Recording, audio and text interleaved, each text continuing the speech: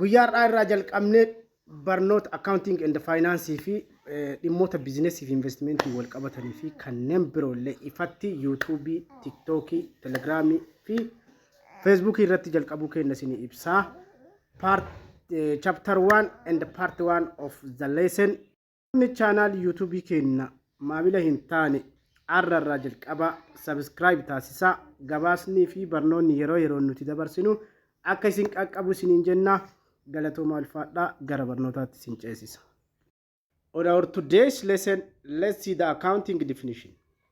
Accounting can be defined as information system that provide reports to users about the economic activities and the condition of a business.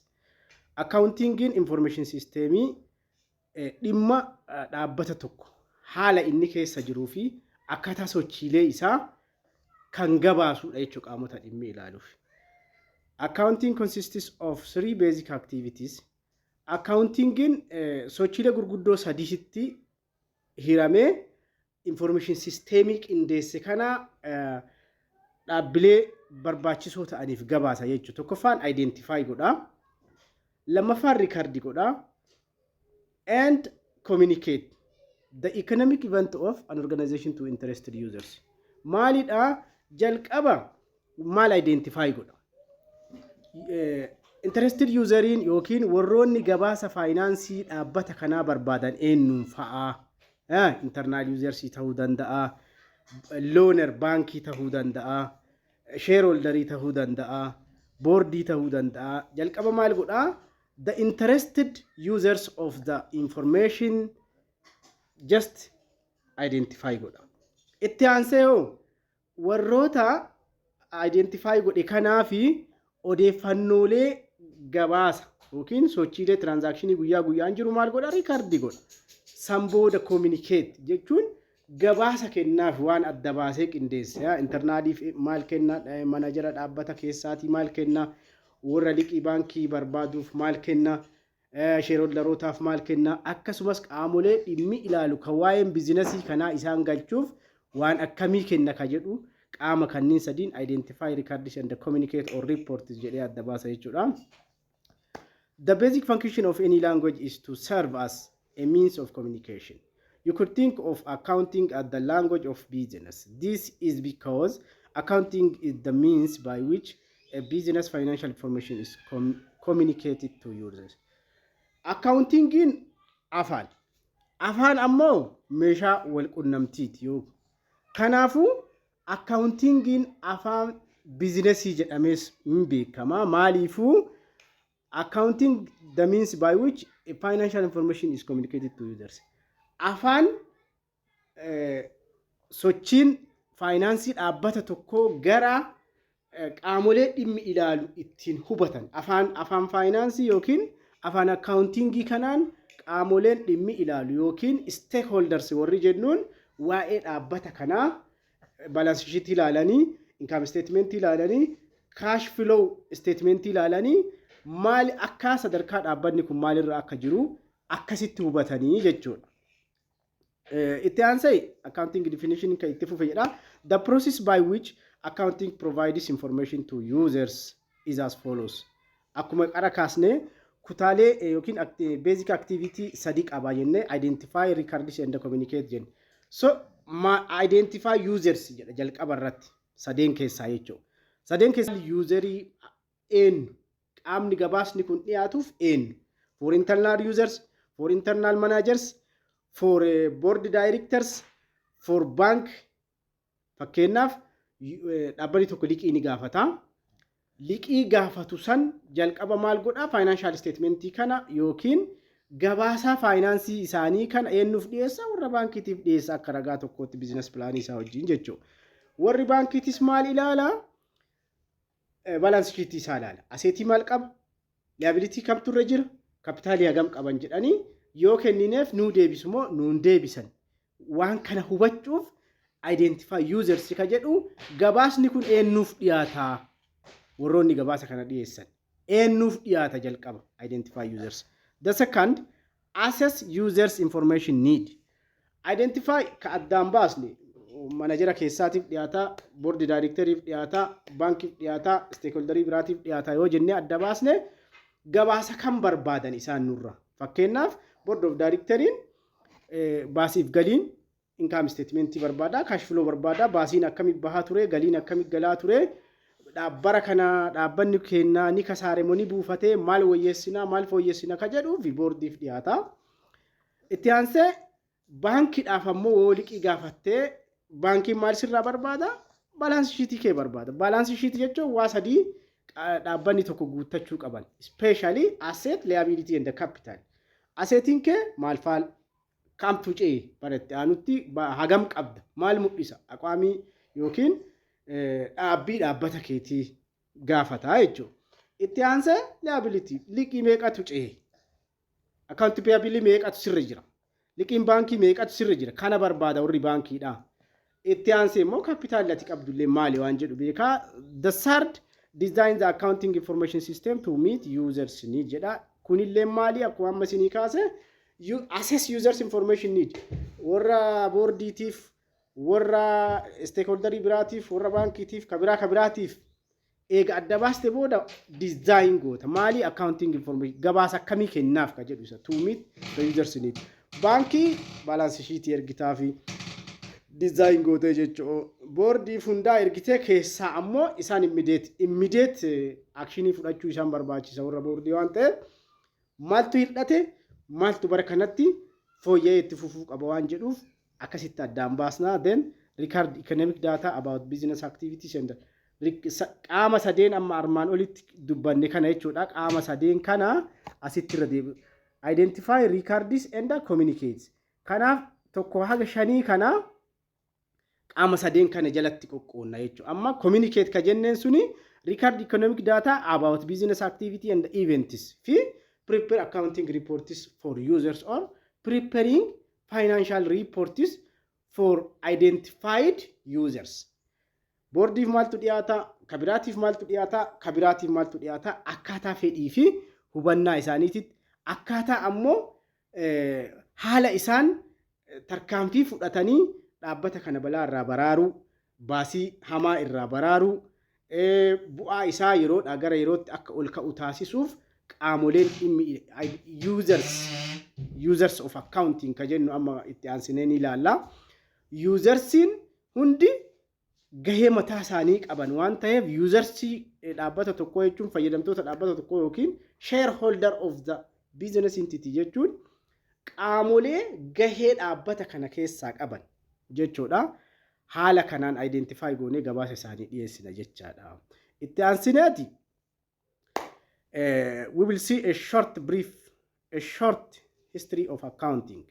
Seenaan accountingii eessa jalqabee akkamitti jalqabee waan jedhu itti aansinee ilaalla. Accounting has evolved through a different stage of development at different parts of the world at a different period of time depending on the economic development of the society.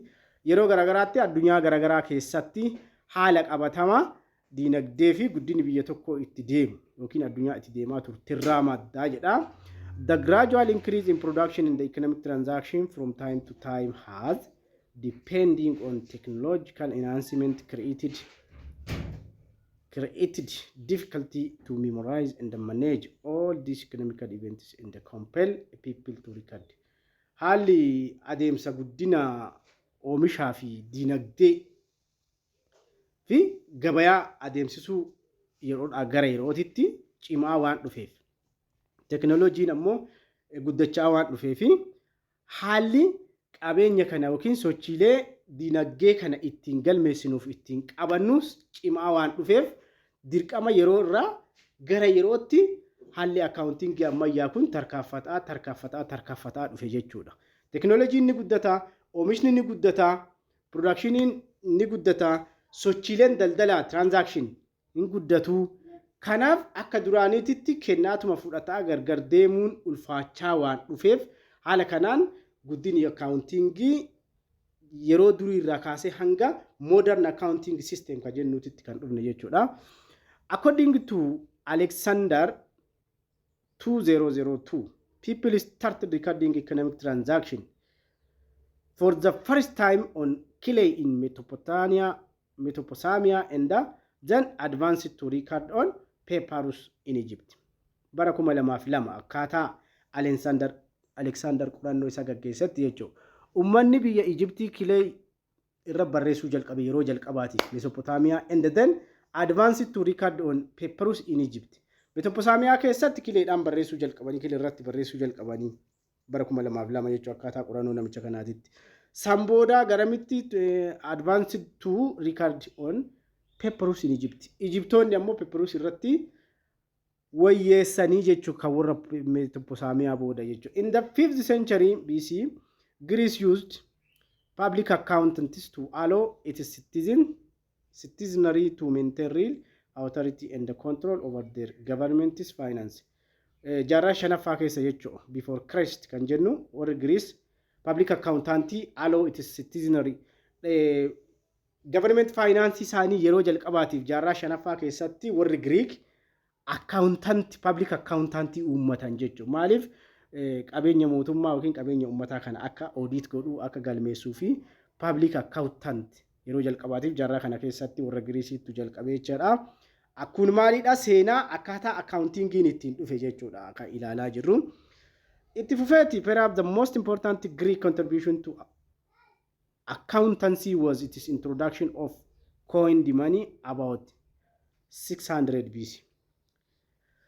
Kunis kana fakkaata the innovative Italian of Renaissance 14th to 16th century are widely acknowledged to be the father of modern accounting, the Italian Luca Pocoli, for the first time in 1494 AD. In his book, a mathematics made presentation of the currently in use double entry accounting system. Bara 1494 keessatti namichi Luca Pocoli jedhamu kun kitaaba isaa keessatti waa'ee double entry accounting system ibsa jechuudha. Double entry accounting system jechuun seera accounting yeroo amma addunyaan guutuun itti fayyadamaa jiru jechuudha. Seera kenne fudhee jechuudha. Debit and credit seera debit and credit jechuudha. Kanaaf seenaa accounting keessatti bara 1494 kana namichi Luca Pocoli jedhu kuni seenaa akka kanaa kitaaba isaa keessatti galmeessee jechuudha. Single entry system is the system lamatu jira by the way. Single entry system and double entry accounting system jennaani. Single entry system in the old and the very first. Double ammoo ammayyaadha kan hanga ammaattis ittiin baratamaa jiru kana jechuudha. Single maalidha double maali garagarummaa isaanii maali waan jedhullee fuuldura kanatti ilaalaa deemu. Single entry system is the system in which only one aspect of each transaction is recorded. In this system, only transactions relating to personal accounts are recorded.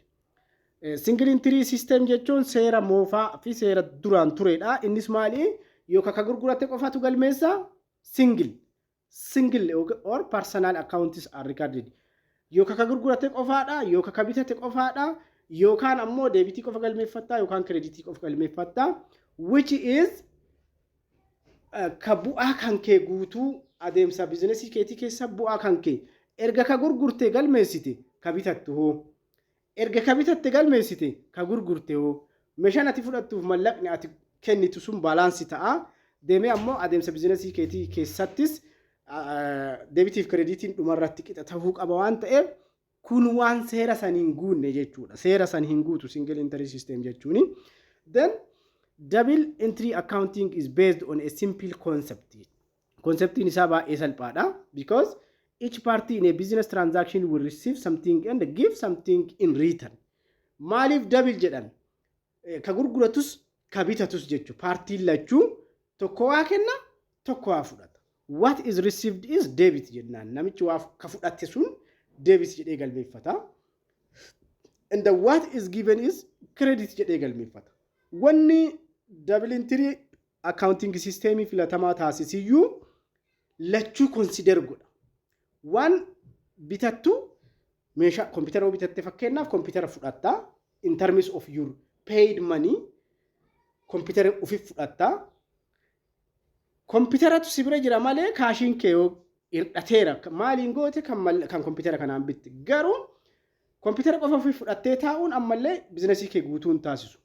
Mallaqa kompiitara fudhachuu fi baasii goote sanis akka baasiitiitti ofirraa yoo galmeessite kireedit ijjettee qabattaa jechuudha.